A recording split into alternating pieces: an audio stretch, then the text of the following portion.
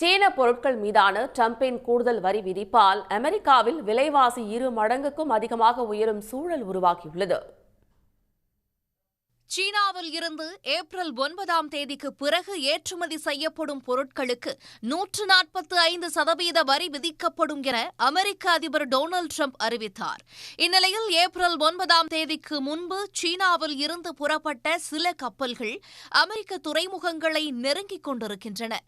இந்த கப்பல்களில் உள்ள பொருட்களுக்கு கூடுதல் வரி பொருந்தாது என்பதால் இவற்றின் விலையில் எந்த மாற்றமும் இருக்காது.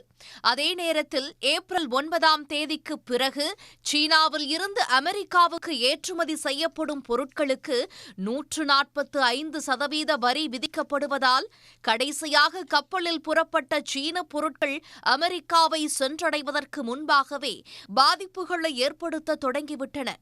அமெரிக்காவின் முக்கிய வர்த்தக கூட்டாளியாக சீனா திகழும் நிலையில் அங்கு தயாரிக்கப்படும் ஆடைகள், வீட்டு உபயோகப் பொருட்கள், மின்னணு சாதனங்களையே அமெரிக்கர்கள் அதிக அளவில் வாங்குகின்றனர். இனிமேல் சீன பொருட்களை வாங்க வேண்டுமானால் முன்பு கொடுத்ததை விட 2 மடங்குக்கும் அதிகமான விலையை கொடுக்க வேண்டிய நெருக்கடி அமெரிக்கர்களுக்கு ஏற்பட்டுள்ளது. இந்த நெருக்கடியை மற்ற நாடுகளில் இருந்து இறக்குமதி செய்வதன் மூலம் சமாளிப்பது அவ்வளவு எளிதானது அல்ல என ஆய்வாளர்கள் கூறுகின்றனர். LED தொலைக்காட்சிகள் முதல் குழந்தைகளுக்கான சக்கர நாற்காலிகள் வரை பொம்மைகள், காலணிகள், உடைகள் போன்ற பெரும்பாலான தேவைகளுக்கு சீனாவையே அமெரிக்கா நம்பியிருக்கிறது.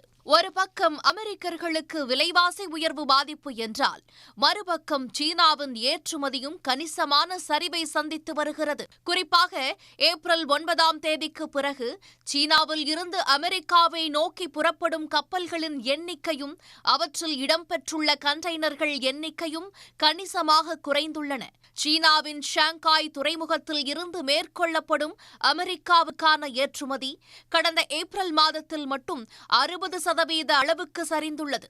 கப்பல் போக்குவரத்து குறைந்துள்ளதால் வேலைவாய்ப்புகளுக்கும் நெருக்கடி ஏற்பட்டுள்ளது. இரு நாடுகளிலும் பாதிப்புகள் அதிகரிக்கும் நிலையில் சீனா, கனடா, மெக்சிகோ போன்ற அதிக வரி விதிப்புக்கு உள்ளாகியுள்ள நாடுகளுடன் ட்ரம்ப் பேச்சுவார்த்தை நடத்த வேண்டுமென அமெரிக்க சரக்கு லாரி உரிமையாளர்கள் கோரிக்கை விடுத்துள்ளனர். உடனுக்குடன் செய்திகளை தெரிந்து கொள்ள சன் நியூஸ் பெல் ஐகானை கிளிக் பண்ணுங்க.